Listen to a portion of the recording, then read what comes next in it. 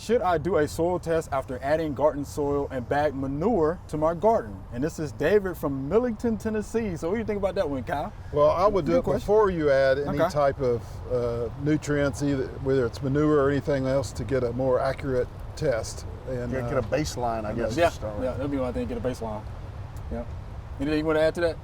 Yeah, no, well, definitely, you might not need to add, organic materials, a lot of them tend to be acidic. So if you have like alkaline soils, we don't have a lot of alkaline soils here in Shelby County, but if you lived in a part of the country where you had alkaline soils, adding that organic material a lot of times will acidify the soil and help correct some of the problems. So I would get that baseline and then you might want to test it afterwards, right? I would definitely Before and after. I would do before and after. I Yeah. sure would. Yeah. Get your soil tested. Don't get soil test. Come by the extension office, pick up a soil test kit. We'll help you out. It's So thank you easy. for- It's easy. It's easy.